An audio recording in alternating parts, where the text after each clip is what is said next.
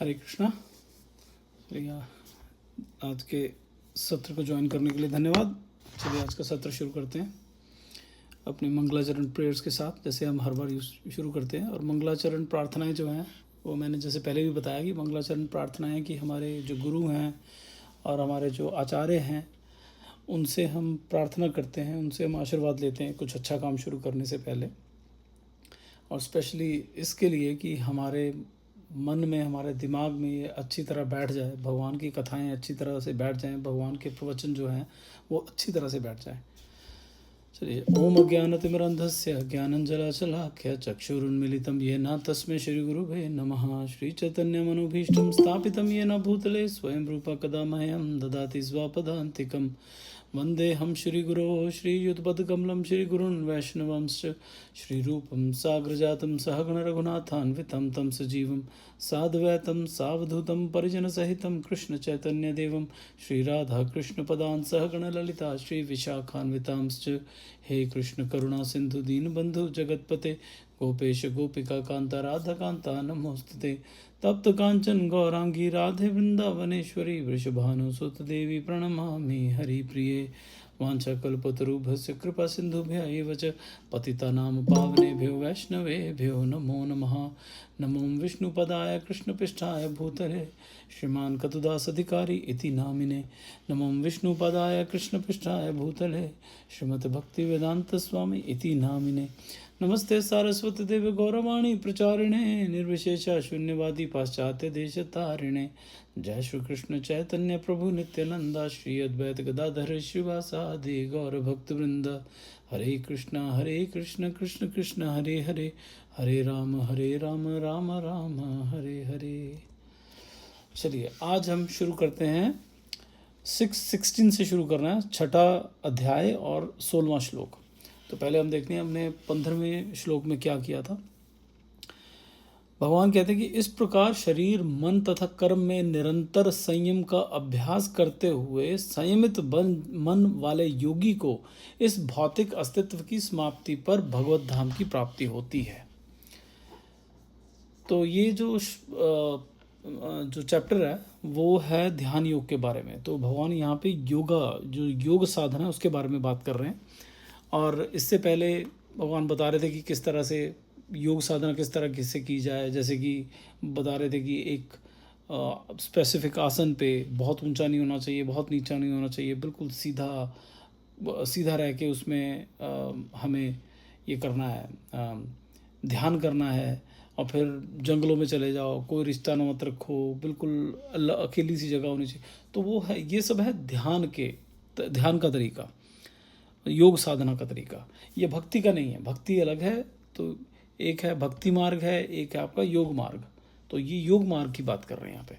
तो यहाँ पे फिर से भगवान क्या कह रहे हैं कि शरीर, इस प्रकार शरीर, मन तथा कर्म में निरंतर संयम का अभ्यास करते हुए संयमित मन वाले योगी को इस भौतिक अस्तित्व की समाप्ति पर भगवत धाम की प्राप्ति होती है। कि कह रहे हैं कि अपने शरीर, मन तथा कर्म, इन तीनों पे, मन पे अगर काबू हो गया, ठीक है, तो मन पे काबू हो गया तो इंद्रियां भी काबू आ जाएंगी और शरीर भी काबू आ जाएगा, और फिर कर्म भी अपने आप काबू आ जाएंगे। और उसमें सबसे इजी काम क्या होता है, जो हमारे आचार्य बोल के गए हैं कि वाचो वेगम मनसः क्रोध वेगम। सबसे पहले है वाचो वेगम। वाचो मतलब हमारी जुबान पे कंट्रोल होना चाहिए। हम क्या बोलना चाहते हैं और क्या हमें बहुत ज़्यादा बोलने की इच्छा रहती है। कोई बोल रहा है तो उसका बस मुंह तोड़ दूँ मैं, पहले मैं जवाब दे दूँ उसकी, ऐसी तैसी कर दूँ। तो कहते हैं अगर इसको हमने रोक लिया, सबसे पहला काम, बहुत 5-6 चीज़ें बताई हैं उसमें, लेकिन सबसे पहला जो है वो वाचो वेगम। फिर है मनसः क्रोध वेगम, की बाद में अपना क्रोध, लेकिन सबसे पहले वाचो वेगम, बाकी तो छोड़ देते।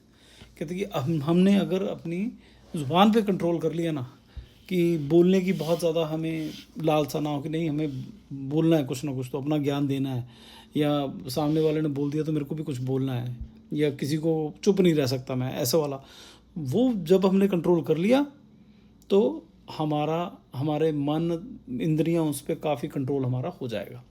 एनीवेज, तो यहाँ पे आते हैं, यहाँ पे भगवान ये कह रहे हैं कि मन तथा कर्म और शरीर, इन पे नियंत्रण जिसने संयम कर लिया तो वो अपना ये भौतिक अस्तित्व जब समाप्त होगा ना उसका, मतलब ये शरीर जब खत्म होगा, भौतिक अस्तित्व तो यही है ना हमारा, अदरवाइज तो हम तो आत्मा है, और आत्मा जो है वो भगवान का अंश है ना, और हम जो है सच्चिदानंद है। हम तो आध्यात्मिक है, हम तो भौतिक है ही नहीं है, ये तो भौतिक जगत में फंस गए हैं और इस शरीर को पकड़ लिया हमने और इस शरीर को मानते हैं कि ये हमारा है, उसकी वजह से हम फंस गए। तो कहते हैं लेकिन जब ये भौतिक अस्तित्व खत्म होगा तो हम वापस भगवत धाम पहुँच जाएंगे, अगर हमने संयम अपने मन और कर्म और शरीर पे अपना संयम रहा तो। ठीक है, चलिए अब आगे बढ़ते हैं। 616 नात्य श्रनस्तस्तु योगोस्ति न चैकांत मनश्नतः न चाति स्वप्नशीलस्य जाग्रतो नैव चार्जुन। हे अर्जुन, जो अधिक खाता है या बहुत कम खाता है, जो अधिक सोता है अथवा जो पर्याप्त नहीं सोता, उसके योगी बनने की कोई संभावना नहीं है। जो योगी बनना है उसमें सबसे पहले डिसिप्लिन है। अत्याहार जो है वो गलत है। हमारे नेक्टर ऑफ इंस्ट्रक्शन है उपदेशामृत, रूप गोस्वामी जी ने लिखे हैं, 4 श्लोक हैं। उसमें सबसे पहले तो ये कि हमें जो गुरु है उसके क्या लक्षण हैं, फिर है कि हमें क्या 4 चीज़ें करनी चाहिए और क्या 4 चीज़ें नहीं करनी चाहिए, 6 चीज़ें करनी चाहिए और 6 चीज़ें नहीं करनी चाहिए। तो जो नहीं करनी चाहिए उससे सबसे पहले कि अत्याहार। अत्याहार मतलब कि किसी भी चीज़ का ज़्यादा उसका ओवर ईटिंग या ज़्यादा खाना या ज़्यादा सोना, किसी भी चीज़ में ज़्यादा, वो गलत है। भक्ति के अलावा बाकी सब चीज़ों में वो भी बड़ी बैलेंस होनी चाहिए आपके। उसको कई बार होता है कि हमारे क्या होता है कि नए नए आते हैं भक्त, उनको बताया जाता है कि 16 माला करनी होती है जी, तो 16 माला को लगते हैं 1.5-2 घंटे। अब वो शुरू में कि अरे हम तो बनेंगे भक्त, बड़े भक्त बनेंगे, और शुरू में अभी कोई कुछ भी उनको समझ नहीं होती उन चीज़ों की, वो शुरू कर देते हैं 20-20 माला से। वो 20 माला से शुरू करते हैं, कभी 20 करते हैं, कभी 2 करते हैं, कभी 15 करते हैं, कभी 4 करते हैं, और बाद में होता ये है कि इवेंचुअली वो छोड़ देते हैं, वो थक जाते हैं, नहीं यार मज़ा नहीं आ रहा। लेकिन जब हम धीरे धीरे उसको शुरू करते हैं, 1 से 2 से शुरू करें, ठीक है, धीरे धीरे 16 पे पहुँचें, भगवान के बारे में सुने समझें, तब उसमें जब हम उसको जाप करेंगे भगवान के नाम का तो उसमें आनंद आएगा, क्योंकि तब हम भगवान के साथ जुड़ेंगे, हमें उस जाप का महत्व पता होगा, तब हम करेंगे तो बहुत अच्छे से। लेकिन हाँ, ज़बरदस्ती जाप के मामले में ही हमें अपने आप से ज़बरदस्ती करनी चाहिए।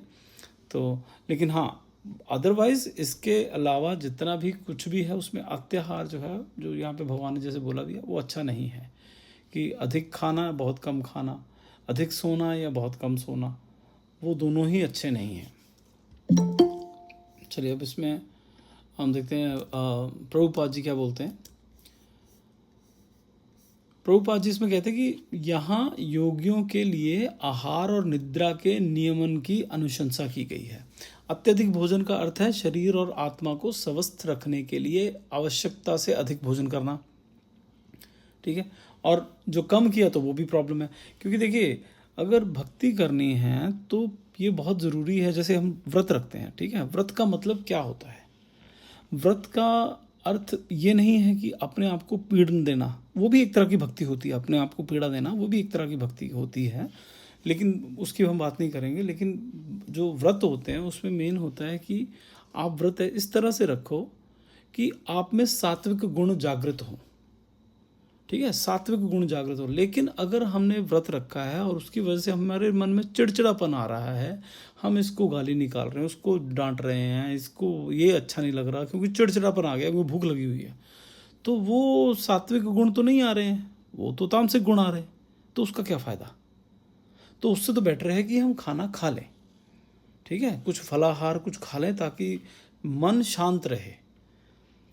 क्योंकि उसका मेन रीज़न जो हमारे व्रत रखने का होता है कि जो खाना है जब तक वो हमारी इंद्रियों में जाएगा तभी इंद्रियों में जान आती है, और जब इंद्रियों में रिष्ट पुष्ट होती है ना, तो वो उनमें तामसिक गुण भी आते हैं, उसमें राजसिक गुण भी आते हैं, उनमें सात्विक गुण भी आते हैं, राइट। तो उनको अरे मुझे ये भी चाहिए, मुझे वो भी चाहिए। अब जैसे इंद्रियां अच्छी होंगी ना, बिल्कुल अच्छा मुझे अब भागना है, मुझे बाहर की हवा चाहिए, अच्छा मुझे ये टीवी देखना है, अच्छा मुझे ये यहाँ पे जाना है, वहाँ पे जाना है, इसकी बात सुननी, उस सब कुछ।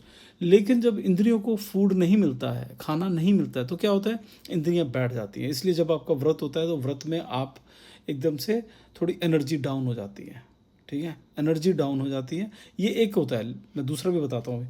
आपकी एनर्जी डाउन हो जाती है, चिड़चिड़ापन नहीं आता, एनर्जी डाउन हो जाती है, और डाउन हो जाता है तो उसमें क्या कि हम कम बोलते हैं, हमारी इंद्रियां जो हैं उनमें उनको कोई बहुत चीज़ें अच्छी नहीं लगती। जैसे आप मान लीजिए कि आप बीमार हैं, जब बहुत बंदा बीमार है तो उसको ये होता है कि हाँ मैं यहाँ घूमने चला जाऊँ, मैं वहाँ घूमने चला जाऊँ, या मैं ये देख लूँ या वो देख लूँ। उस वक्त होता है यार मैं बीमार हूँ, कुछ नहीं पसंद आता उस टाइम पे।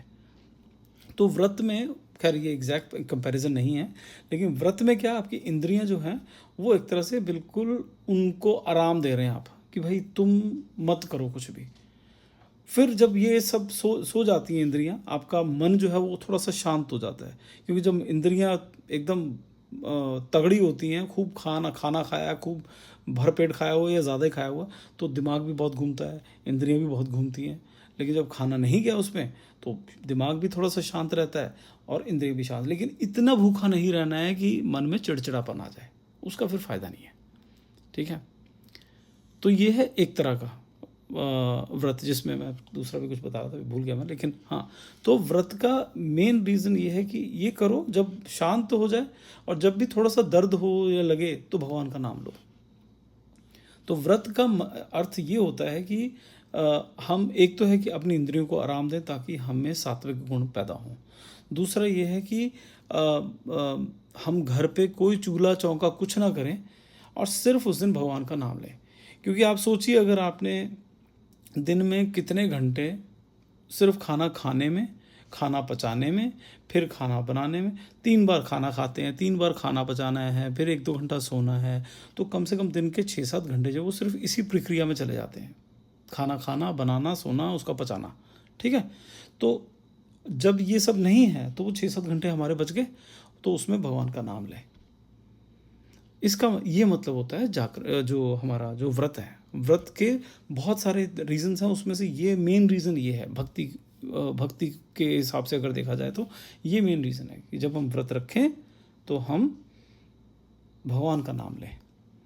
लेकिन अगर व्रत रख के भी हम 3 टाइम का कुट्टू की पकौड़े बन रहे हैं, वो सब बन रहा है, और फिर भी उतना ही समय लग रहा है, हाँ वो व्रत माना जाएगा, लेकिन वो उतना फ़ायदा नहीं हुआ फिर उसका। एक समय खाओ, मतलब ऐसा नहीं कि हाँ जो बोला है कि चिड़चिड़ापन नहीं आना चाहिए तो फिर भी 6-6 टाइम खा रहे हैं, वो भी गलत है। व्रत में होता ही है कि एक समय खाओ, और खाओ क्या, फलाहार, फल खाओ। कोशिश करो कि कुछ पकाना वगैरह वो सब ना करना पड़े, आपको पकाने की आवश्यकता ना पड़े। और मेन उसका रीज़न ये आइडिया यही होता है कि चूल्हा चौका ना करना पड़े, ना बर्तन धोने की ज़रूरत, ना कुछ, क्योंकि सिर्फ फलाहार खाओ और फल फेंको, उसके जो छिलके हैं वो फेंको, और भगवान का नाम लो, भगवान की किताबें पढ़ो, ग्रंथ पढ़ो, भगवान के बारे में सुनो, उनके बारे में उनकी पूजा करो। ये होता है व्रत। हाँ, तो यहाँ पे फिर वही जो प्रभुपाद जी कह रहे थे कि अत्यधिक भोजन का अर्थ है शरीर और आत्मा को स्वस्थ रखने के लिए आवश्यकता से अधिक भोजन करना। और जब इसी की मैं कह रहा था कि कम भोजन भी नहीं करना चाहिए, तो उसी पे हम व्रत की बातें शुरू हुई थी हमारी। और फिर प्रभुपाद कहते हैं कि मनुष्यों को पशु भक्षण की आवश्यकता नहीं है, क्योंकि अनाज, सब्जियां, फल और दूध प्रचुर मात्रा में उपलब्ध है। भगवद गीता के अनुसार ऐसे साधारण खाद्य पदार्थों को सतोगुणी माना जाता है, पशु भोजन तमोगुणी लोगों के लिए है। इसलिए जो लोग पशु आहार, मद्यपान, धूम्रपान और कृष्ण को अर्पित ना किए गए भोजन का सेवन करते हैं, वे केवल दूषित भोजन खाने के कारण पाप कर्मों से ग्रस्त होते हैं। अब इसमें प्रभुपाद जी ने, चलो ये तो आपको सबको पता है ना, पशु आहार, मद्यपान, धूम्रपान, ये सब आपको पता है कि हाँ ये अच्छा नहीं होता है। हम कई लोग करते हैं हम में से, लेकिन हाँ सबको पता है कि हाँ ये अच्छा नहीं होता है। लेकिन एंड में उसको कंपेयर कर दिया प्रभुपाद जी ने कि जो कृष्ण को अर्पित ना किए गए भोजन का सेवन करते हैं, उसको भी इसी कैटेगरी में लाके खड़ा कर दिया है। मतलब हम मीट, मांस, मच्छी, दारू पीते हैं, सिगरेट पीते हैं, वो और कोई भी खाना खाते हैं लेकिन भगवान को ऑफर नहीं किया है, मतलब भगवान को हमने पहले भोग नहीं लगाया उसका, उसको भी सेम कैटेगरी में खड़ा कर दिया है। ये बहुत इंपॉर्टेंट है यहाँ पे कि जब भी हम खाना खाते हैं तो हम भगवान को ऑफर क्यों करते हैं, पहले ये बताइए। उससे पहले पहले आते हैं कि हम कहते हैं ये जो मांस है ये क्यों नहीं खाना चाहिए, क्योंकि इसमें हिंसा है। हिंसा है इसलिए वो हिंसा वो आपको भी लगेगी, आपको वो पाप लगेगा क्योंकि उसमें हिंसा है। तो लेकिन कहते हैं फिर जो शाकाहारी भोजन है वो अगर हमने भगवान को नहीं खिलाया तो वो भी गलत है क्या? हाँ, वो भी गलत है। कहते क्यों गलत है भाई, उसमें तो कुछ नहीं है। अब आप सोचिए, हम तो काफ़ी हम में से हैं जो किसान हैं, तो उसमें आप सोचिए कि जब हम जितना भी ये सब्जियां और सब करते हैं, कितने छोटे छोटे कीटाणु जो हैं, छोटे छोटे जर्म्स जो हैं, छोटे छोटे टिड्डियाँ और ये सब कितने मरते हैं उसमें। हर एक में, चाहे बड़ा पशु हो चाहे छोटा कीटाणु हो, उसकी हिंसा होती ही होती है। ठीक है ना। पूरा प्रोसेस, जब एक सब्ज़ी पैदा की जाती है, उसको में स्प्रे किए जाते हैं, उसको तोड़ा जाता है, फिर ला के हमारे टेबल पे आती है, तब तक उसमें कहीं ना कहीं हिंसा हुई है। ठीक है। तो उसमें वो हिंसा का अंश उसमें भी है। लेकिन जो सब्जियां हैं उनको कहते हैं कि इसलिए पहले भगवान को दो। जब भगवान को हम देते हैं तो भगवान उस सब के जो अवगुण है वो ग्रहण कर लेते हैं। उसके बाद जब वो अपना जूठा हमें देते हैं खाने को, तो फिर हम वो जो हिंसा है वो हमें नहीं लगती है, हमें भगवान का प्रसाद लगता है, क्योंकि वो हिंसा जो है भगवान ने ले ली एक तरह से। ठीक है। भगवान को तो लगता नहीं है ये सब, तो भगवान ने ले लिया। तो ये प्रसाद का महत्व है।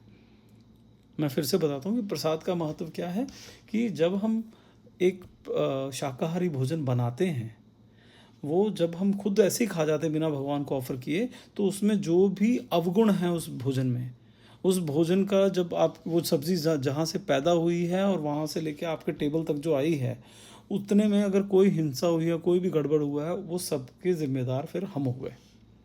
लेकिन जब वो खाना बना और बना के हमने भगवान को खिलाया कि भाई भगवान ये आपके लिए खाना है, तो वो सारा खाना बन गया उनका। अब उनकी बचा खुचा हम खा रहे हैं एक तरह से। ठीक है। तो भगवान ने ये खुद बताया, ऐसा नहीं कि हमने कुछ लूप होल ढूंढ लिया उसमें, भगवान ने खुद बोला है कि हाँ ऐसा करो आप, तो उसको वो बन जाता है प्रसाद। तो उसमें जो भी अवगुण है वो निकल जाते हैं। लेकिन फिर बोलेगा कि यार फिर तो ऐसे हम दारू भी चढ़ा देते हैं, मांस भी चढ़ा देते हैं, ठीक है, उसमें भी हो जाएगा। हाँ, लॉजिकली हो जाएगा, लेकिन भगवान वो नहीं खाते हैं। क्यों? ये कहाँ पे लिखा है ऐसा नहीं खाते हैं? तो ये है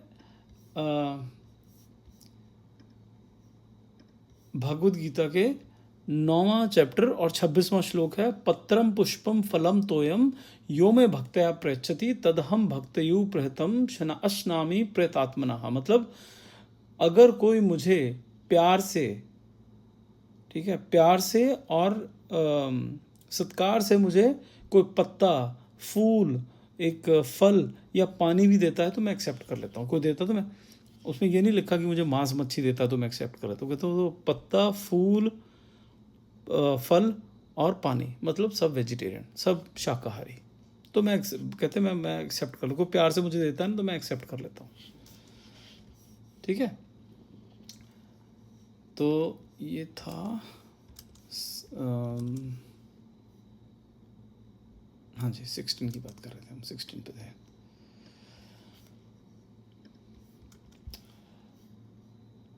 हाँ जी, आगे प्रभुपाद जी क्या कहते हैं कि इसलिए जो लोग पशु आहार, मद्यपान, धूम्रपान, अच्छा ये तो पढ़ लिया हमने, भुंजते ते त्व अघम पापा ये पचंतय आत्म कारणात।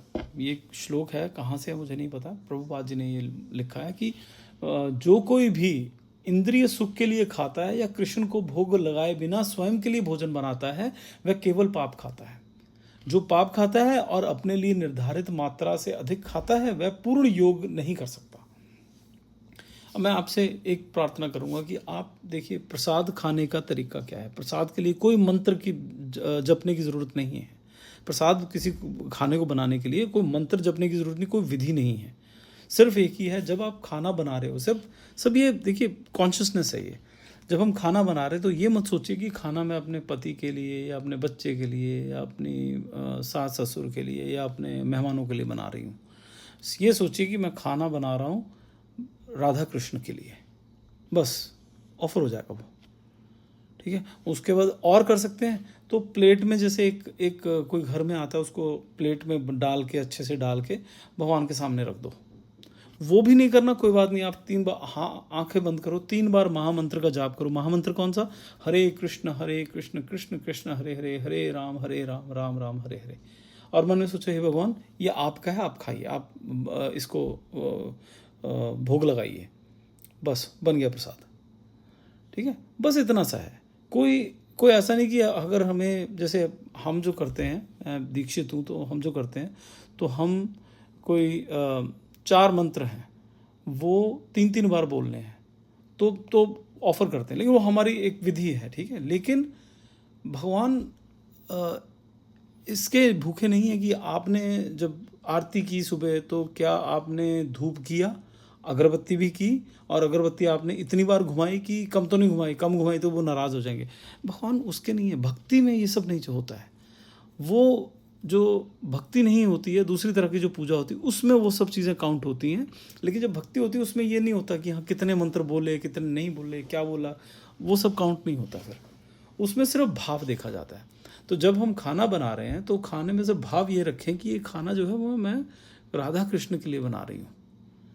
ठीक है, और उसके बाद एक थोड़ा छोटी सी प्लेट बना के अगर आप कर सके तो वो कर दीजिए, भगवान के सामने रख दीजिए, बस भगवान खुश हो जाएंगे, हाँ मेरा खाना हो गया। ऐसी इतनी कहानियाँ हैं इसके बारे में कि मतलब बोलते रहें तो 3-4 घंटे हम उसी की सुनते रहेंगे। एक छोटा सा बताता हूँ, एक क्या था, एक जगह पे, वहाँ पे भगवान को खाना कैसे खिलाते हैं कि भाव रखा जाता है कि भगवान जो है लड्डू गोपाल है, और लड्डू गोपाल को वो कहते हैं कि वहाँ पे ऐसा भाव था उन भक्त जी का और उस मंदिर का कि भगवान को उनके कमरे में, जो उनका मंदिर है हॉल में, वहाँ पे नहीं खिलाते थे, भगवान को किचन में लेके आते थे। वो भाव क्या था कि जो यशोदा मैया है जब कृष्ण को खिलाती हैं तो उनको को डाइनिंग टेबल पे बिठा के थोड़ी खिलाती हैं, उनको रसोई में जहाँ पे खाना बन रहा है वहीं पे गोदी में बिठा के या वहाँ पे ऊपर बिठा के वहीं पे खिलाती हैं। तो उनको रसोई में लेके आया जाता था और उनके सामने ऐसा नहीं कि प्लेट बना के, जितने बड़े बड़े वो पतीले पड़े वो सब उनके सामने रख दिए जाते थे। इस तरह से उनको भोग लगाया जाता था। अब भगवान को सबसे प्रिय है मीठा, खीर, तो वो हमेशा कोशिश करते थे कि खीर जो है ना वो वहाँ पे है तो खीर ज़रूर हो। अच्छा, अब एक दिन क्या हुआ, जल्दबाजी में वो लोग ने फटाफट से किया, लेट हो रहे थे, उन्होंने वहाँ पे रखा और फिर खुद बाहर चले जाते। तो क्या होता है कि वो अंदर किचन में भगवान को रखा और सारा खाना वहाँ पे जितना भी बनाया था सारे पतीले वहाँ पे रखे, और लड्डू गोपाल बड़े छोटे से, वो बहुत बड़ी मूर्ति, बड़ी छोटी सी उनकी मूर्ति थी, विग्रह थे, वहाँ पे रख के खुद चले गए बाहर। अब जब वो वापस आए, जो भी 10 मिनट 15 मिनट, कईयों का हर एक का अलग अलग, कि 1 घंटा अब तक समय देते हैं अंदर की भगवान खाएंगे। जब वापस अंदर आए तो वो देखा वो विग्रह गायब, उनकी जो मूर्ति वो है ही नहीं वहाँ पे। वो परेशान रहे, क्या हुआ, देखें, अरे कहीं कहते छोटी सी मूर्ति, कहीं ऐसे सब्जी में ना गिर गई हो। सब देखते रहे, सब्जी में नहीं मिली, तो फिर उसके साथ में कढ़ी की कढ़ाई पड़ी थी, उसमें देखा तो उसमें पड़ी हुई। उनको लगा रहे, इनको लड्डू गोपाल को बहुत पसंद आई है वो, तो कृष्ण जी को बहुत पसंद आई है। अगले अब 7 दिन रोज़ कहते हैं उनको कढ़ी खिलाओ, वो रोज़ कढ़ी बना के खिलाने लगे। 8 दिन हो गए तो वहाँ के जो पुजारी थे उनको वो सपने में आए, प्रभु कृष्ण आया और वो रो रहे हैं, लड्डू गोपाल जी। वो बोले, अरे आप क्यों रो रहे हो आप, अरे तुम 6-7 दिन से मुझे कहते कढ़ी खिलाए जा रहे हो। कहते तो आप उसमें डूब ही गए, आप इतनी पसंद आए, आपने उसमें छलांग ही मार दी, हमें तो लगा आपको पसंद पड़ी, हम तो इसलिए आपको खिला रहे हैं। वो कहते यार मुझे वो उसकी वजह से नहीं मैं गिरा, आपने कहते खीर रख दी बिल्कुल पीछे, वो मुझे सबसे ज़्यादा पसंद है, सबसे पहले वही खानी होती है, उसमें जाने लगा तो मैं खीर में, ये कड़ी में गिर गया। ये सब है उनकी लीला, ये सच में हुआ है, ये कोई कहानी ऐसी नहीं है, ये सच में हुई है बातें। और बोले अरे अरे अरे ये तो गलती हो गई, हम बहुत बहुत क्षमा कीजिएगा, अगली बार से ध्यान रखें। तो ऐसे ऐसे काम होते हैं।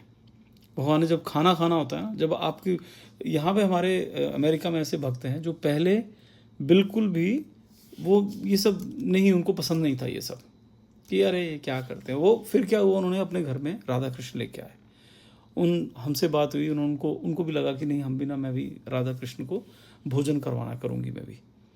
उन्होंने करवाना शुरू किया। अभी भी कोई बहुत ज़्यादा भाव नहीं, बस ऐसे था कि हाँ ठीक है, मैं बनाते हैं ना, खाना तो बनता ही है, ठीक है, प्लेट एक चली जाएगी वहाँ पे।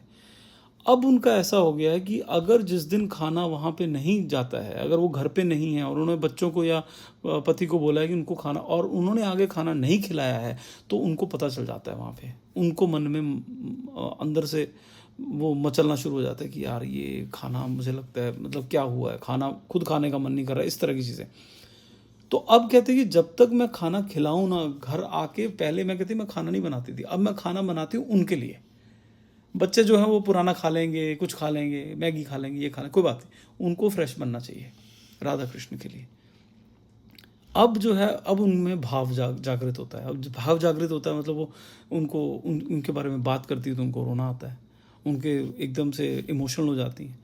तो वो ये वही हैं जो आज से 5-6 साल पहले तक उनको वो कहते थे यार ये फालतू है, यार ये टाइम वेस्ट है, इसका हमें इतना सब करने की क्या ज़रूरत है। तो वो अब ऐसी हैं। तो ये छोटे से भाव की बात है और कुछ नहीं। भगवान जो है वो भावग्रही हैं, वो सिर्फ भाव के भूखे हैं, वो भाव के भूखे हैं। उसमें आप सिर्फ खाना बनाते हुए, तो मैं जो कह रहा था कि मैं आप लोगों से सबसे ये गुजारिश या आपसे रिक्वेस्ट करूँगा कि आप जब खाना बना रहे तो भाव ये रखिए कि खाना आप राधा कृष्ण के लिए बना रहे हैं। और उससे भी अच्छा हो अगर आप एक प्लेट में बना के भगवान के सामने रख दें और 3 बार महामंत्र जाप करें और बोलें कि मन में बोलें कि हे भगवान आप इसको ग्रहण करें, और आ जाएं।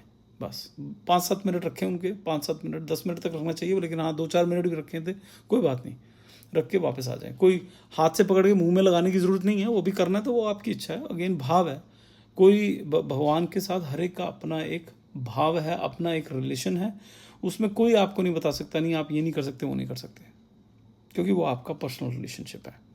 और भगवान पूरी तरह से रेसिप्रोकेट करते हैं। जो मैंने कथा सुनाई उसमें वहाँ का पुजारियों का भाव ये था कि हम यशोदा माई की तरह हैं और ये हमारे लल्ला हैं, तो वो उनके साथ बिल्कुल वैसे बिहेव करते थे जैसे वो लल्ला हैं, बिल्कुल छोटे हैं, वो उसी तरह की हरकतें, उसी तरह के काम करने उन्होंने, ठीक है, उसी तरह की डिमांड्स होती थी उनकी। तो ये सब हमारे भाव पे निर्भर करता है। चलिए आगे बढ़ते हैं, थोड़ा स्लो हो गया ज़्यादा। 17 युक्ताहार विहारस्य युक्तचेष्टस्य कर्मसु युक्तस्वप्नावबोधस्य योगो भवति दुःखः। जो खाने, सोने, आमोद प्रमोद तथा काम करने की आदतों में नियमित रहता है वह योगाभ्यास द्वारा समस्त भौतिक क्लेशों को नष्ट कर सकता है। मतलब वो डिसिप्लिन, जो इन सब चीज़ों में डिसिप्लिन में रहता है, क्योंकि योग साधना में सबसे इम्पॉर्टेंट चीज़ है डिसिप्लिन, ठीक है। अच्छा, इसमें प्रभुपाद जी क्या कहते हैं?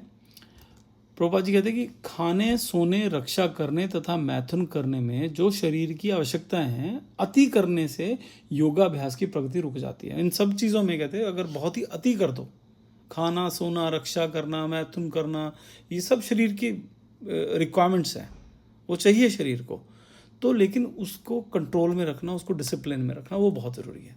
कहते हैं फिर जहाँ तक खाने का संबंध है, इसे तभी नियंत्रित किया जा सकता है जब व्यक्ति प्रसादम, पवित्र भोजन ग्रहण करने का अभ्यास करे, ठीक है। भोजन को हम तभी अब मैं अपना बताता हूँ कि हम लोग जैसे यहाँ पे अमेरिका में रहते हैं, अभी मैं अपने घर पे नहीं हूँ, बाहर काम से आया हुआ हूँ। अभी यहाँ पे कोई रेस्टोरेंट ही नहीं है आसपास जहाँ पे वेजिटेरियन मिलता हो। मैं कहीं पे बाहर ऐसे रेस्टोरेंट में नहीं खा सकता जहाँ पे मीट बन रहा है, और यहाँ पे जिस एरिया में मैं हूँ यहाँ पे है ही कोई नहीं, तो मैं खाना लेके आता हूँ, ठीक है। तो ये एक तरह से मेरा भक्ति में एक तरह से मेरा वो कह लो कि जिसको त्याग कह लीजिए, कुछ भी कह लो इसको, कि वो है ये करना पड़ेगा, ये मुझे करना है मेरे को। और ऐसा नहीं कि मेरे को बड़ा मुश्किल होता है कि यार ऐसे नहीं कैसे करूँगा मैं, मेरे को कोई प्रॉब्लम नहीं होती कोई, बल्कि अब मैं जाके नहीं खा सकता। पहले होता था जब खाते थे, लेकिन अभी मैं खा ही नहीं सकता वहाँ पे जाके। मैं घर पे बना लूँगा, होटल में कुछ ना कुछ करके बना लूँगा, लेकिन खा लूँगा। और उसकी वजह से क्या हुआ है कि अब ऐसा नहीं है कि मुझे ये इसी स्वाद का चाहिए नहीं तो मैं नहीं खाऊंगा, ऐसा रहा नहीं है अब उसकी वजह से। तो वो धीरे धीरे क्या नियंत्रण अपने आप आ जाता है कि उतना ही खाना है, शरीर को जितना चाहिए उतना ही खाना है, वो नियंत्रण अपने आप आ जाता है, ठीक है। तो ये मैं अपने पर्सनल एक्सपीरियंस से बता रहा हूँ कि मेरा तो बहुत ही छोटा है। ऐसे जो जो जो कृष्ण जी बोल रहे हैं, जो प्रभुपाद जी बोल रहे हैं, बहुत ही हाई लेवल का है, ये बहुत ही हाई लेवल की बात कर रहे हैं वो, कि जो योग साधना में जो जिस नियंत्रण की बात कर रहे हैं, मैं तो बहुत ही छोटी सी एक चीज़ बता रहा हूँ ये। अच्छा फिर प्रभुपाद जी, अच्छा ये हम सब बात कर लिए पहले। मतलब ये बात कर रहे हैं जो पत्रम पुष्पम फलम तोयम की बात है। फिर वो कहते हैं कि इस प्रकार कृष्ण भावना मृत में व्यक्ति स्वतः ही मानव उपभोग के लिए नहीं या सात्विक श्रेणी में ना आने वाले भोजन को ग्रहण ना करने का अभ्यास कर लेता है। जहाँ तक सोने का संबंध है, एक कृष्ण भावनामृत व्यक्ति कृष्ण भावनामृत में अपने कर्तव्यों के निर्वहन में सदैव सतर्क रहता है और इसलिए अनावश्यक रूप से सोने में बिताया गया कोई भी समय बहुत बड़ी हानि माना जाता है। अब ये जो सोने की बात है, मैं आपको एक और स्टोरी बताता हूँ। ये यूएस की स्टोरी है, अमेरिका की, जब प्रभुपाद जी, मतलब 1970s की स्टोरी है, 1970s की। यूएस में आई थिंक लॉस एंजलिस में या मुझे याद नहीं कौन से सिटी में, बट उस साइड पे, कैलिफोर्निया में कहीं पे, तो एक ये था, ड्रग्स वगैरह बेचता था, स्मगलिंग करता था, उसके पीछे पुलिस पड़ी थी, ठीक है। उससे बचता बचता मंदिर में घुस गया, मंदिर में घुस गया। अब पुलिस पड़ी थी पीछे, तो उससे बचता हुआ यहाँ पे आ गया। अब यहाँ से बाहर ना निकलेगी, बाहर गया तो पुलिस घूम रही है, पुलिस अंदर नहीं आई, उनको लगा यहाँ तो कहाँ ही आएगा। अच्छा, वो क्या, वहीं पे ब्रह्मचारी थे, वहाँ पे ब्रह्मचारी आश्रम था, वो ब्रह्मचारियों के बीच में रहना शुरू हो गया। तो वहाँ पे उनके साथ जब वहाँ पे आया तो वो बोले कि हाँ भाई, और इसको जो ये स्मगलर था, इससे बात किया तो बोला कि मैं यहाँ पे ना, मेरे को खाना, तो कहते हाँ यहाँ पे खाना मिलेगा, यहाँ पे रह सकता हूँ मैं, हाँ तो रह सकते हो, खाना मिलेगा, हाँ खाना मिलेगा, ठीक है। कहता चलो, बहुत खुश, कहता ये तो बहुत बढ़िया है यार, खाना भी मिलेगा, रहने को भी मिलेगा, और यहाँ पे बहुत बढ़िया अच्छी जगह है, सुंदर है, बढ़िया लोग भी हैं, अच्छा साथ है, रहेंगे यहीं पे। अब वो सो गया कि मैं आराम से सोता हूँ। सुबह 3-3:30 बजे उठा दिया उसको, 3:30 बजे उठा दिया। वो देखे यार ये क्या, सब उठ गए हैं, सब उसको भी उठा के चलो चलो चलो उठो, ब्रह्मचारी तो ऐसे ही होते हैं। उठा दिया, अब चल नहाओ ठंडे पानी से।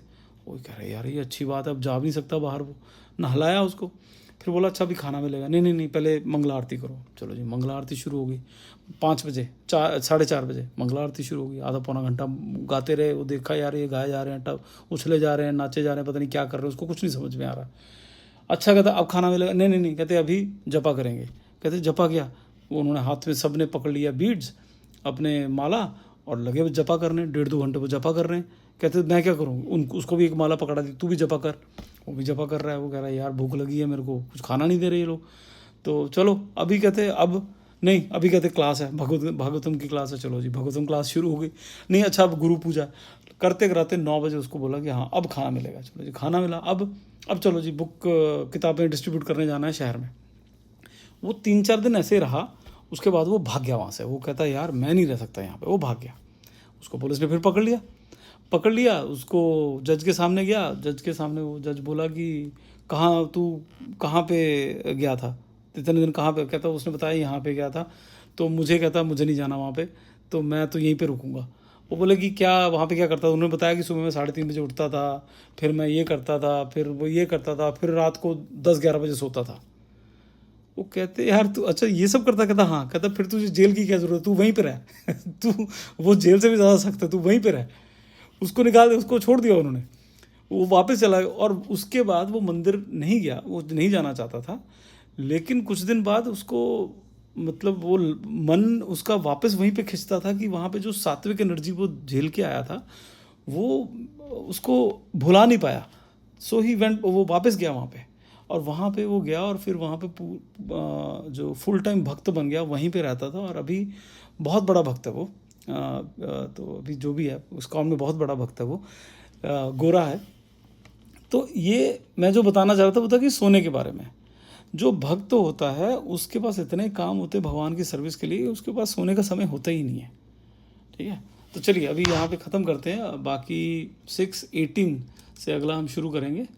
तब तक अभी आज 2 ही किए, सॉरी, थोड़ा इधर उधर की कथाएँ ज़्यादा शुरू हो गई हमारी। तो अगली बार आपसे हम 6:18 से बात करेंगे। तब तक हरे कृष्ण महामंत्र का जाप करते रहिए। जय श्री राधे कृष्ण। हरि हरि बोल।